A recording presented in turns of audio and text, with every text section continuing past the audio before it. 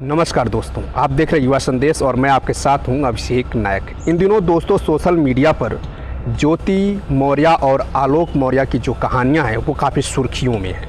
सुर्खियों में इसलिए हैं क्योंकि ज्योति मौर्य और आलोक मौर्य की जो कहानी है वो सबको हैरान कर देने वाली और चौंकाने वाली खबर है।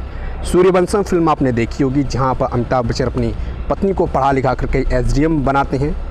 वही सेम कहानी यहाँ भी है, लेकिन कहानी कुछ अलग हो जाती है। ज्योति मौर्य जो है अपने पति से दूरी बनाने लगती हैं, किसी गैर मर्द के संपर्क में आ जाती हैं, उनसे दोस्ती बढ़ा लेती हैं और अपने पति को छोड़ने की बात कह रही हैं।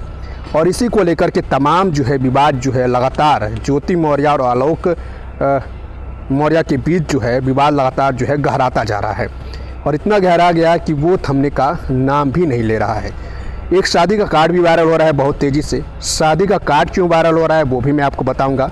सबसे पहले हम जान लेते हैं ज्योति मौर्य अपने पति के बारे में क्या कह रही हैं, आखिर क्यों वो एसडीएम बनने के बाद अपने पति को तलाक देना चाह रही हैं, उन्हें छोड़ना चाह रही हैं। और दूसरी तरफ आलोक मौर्य जो हैं वो अपनी पत्नी ज्योति मौर्य पर इतने संगीन आरोप क्यों लगा रहे हैं, क्या वजह है, वो भी हम विस्तार से जानेंगे। बाकी आप सभी लोग जान ही चुके होंगे क्योंकि तमाम न्यूज़ चैनल पे, तमाम खबरों में, तमाम छोटे बड़े रील्स इस पे बन रहे हैं। तमाम ये लग रहे हैं कि कहीं ना कहीं जो सारी चीज़ों की जिम्मेदार है, जो चीज़ें चल रही हैं। लेकिन क्या माजरा है, क्या चीज़ें हैं, वो समझने की थोड़ी कोशिश करेंगे। साथियों, सबसे पहले आलोक मौर्य जो हैं वो अपनी पत्नी पे आरोप लगा रहे हैं कि मैंने अपने पत्नी को पढ़ा लिखा करके एसडीएम बनाया। एसडीएम बनाने के बाद उनका रवैया कुछ बदल गया।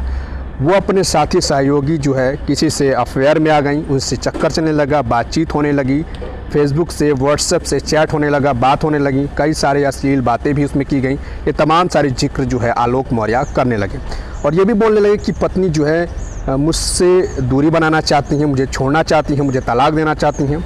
अब दूसरी तरफ जो ये है कि उन्होंने ये कहा है कि मेरे जो पति हैं आलोक मौर्य, उनसे मेरी जो शादी हुई वो जो है झूठ के तौर पे हुई। झूठ के तौर पे इसलिए हुई क्योंकि आलोक मौर्य ने शादी से पहले मुझे ये बताया था मैं ग्राम पंचायत अधिकारी हूँ, जबकि वो चतुर्थ श्रेणी के कर्मचारी हैं, सफाई कर्मचारी हैं। ये चीज़ें सामने आई। अब सवाल ये उठता है कि ये सारी चीज़ें अगर थी तो शादी 2010 में हुई और आप एसडीएम 2016 में बनी, तो उस समय आपने ये ऑब्जेक्शन क्यों नहीं किया? ये सवाल सबके मन में बन रहा है और इसीलिए ज्योति मौर्य काफ़ी ट्रोल हो रही हैं, काफ़ी लोग उन पर आरोप लगा रहे हैं और तमाम ऐसे रील्स, तमाम ऐसे वीडियो बनाए जा रहे हैं जो ये बातें सामने आई कि लड़कियां जो है ऐसा होती हैं, वैसा होती हैं, पैसे के पीछे भागती हैं। लेकिन असल में सच्चाई क्या है उसके बारे में भी अभी सस्पेंस बना हुआ है। आखिर किसकी गलती है, किसकी नहीं है, वो तमाम चीज़ें हैं क्योंकि ऐसी घटनाएँ तो बहुत सारी होती हैं। कहीं कहीं हस्बैंड जो है, जो पति होता है, वो अगर किसी ऊंचाई पे पहुंच जाता है तो पत्नी को छोड़ देता है, तो वो चीज़ें शायद कम वायरल होती हैं। लेकिन अगर कोई महिला ये चीज़ करती है तो वो चीज़ें सबके नज़र में आ जाती हैं, तमाम चीज़ें सामने आ जाती हैं। ये भी कहीं ना कहीं एक कड़वी सच्चाई है जिसे हम नकार नहीं सकते हैं क्योंकि जो इंसान जो है, और खैर इंसानियत के नाते ये चीज़ें होनी भी नहीं चाहिए क्योंकि कोई किसी के लिए एहसान करता है तो उसका एहसान नहीं भूलना चाहिए, उसका एहसान नहीं याद रखना चाहिए। खैर वो तो पति पत्नी है, ऐसा ज्योति मौर्य को करना नहीं चाहिए था। लेकिन सच्चाई और भी तमाम चीज़ें हैं।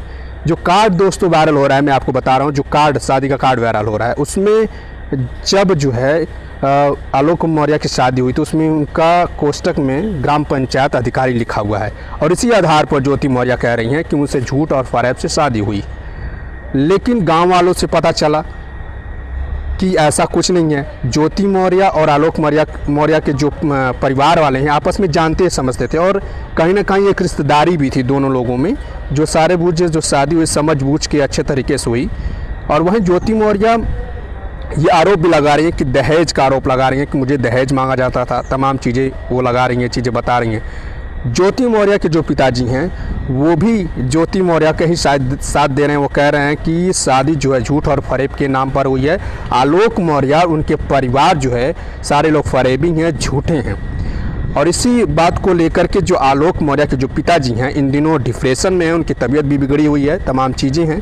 लेकिन आलोक मौर्य साफ तौर पे रो रो कर चिल्ला चिल्ला कर ये बातें कह रही हैं कि ज्योति जो मौर्य हैं वो मुझे धोखा दे रही हैं, मैंने उनके लिए इतना सारा कुछ किया, लेकिन वो मुझे धोखा दे रही हैं, मुझे छोड़ रही हैं। ये तमाम चीज़ें हैं।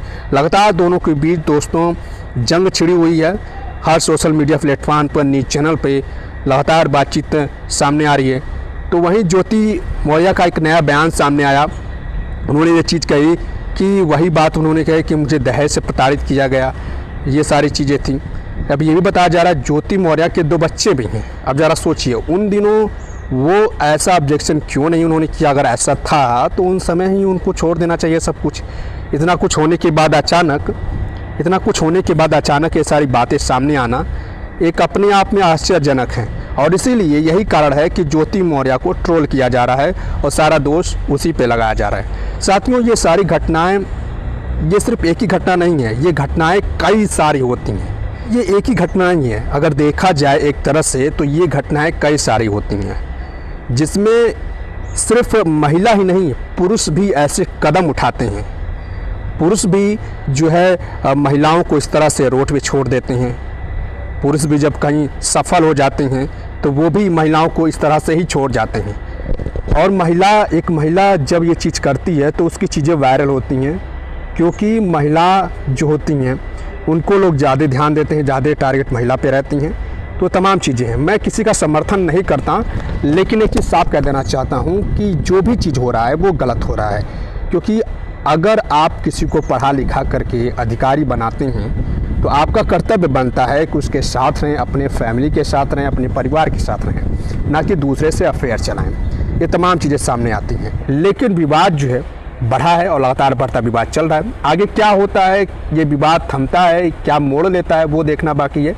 कमेंट करके बताइएगा कि आखिर कौन सही है, कौन गलत है, किसके साथ क्या होना चाहिए। बाकी आज के लिए इतना ही। नमस्कार, जय हिंद।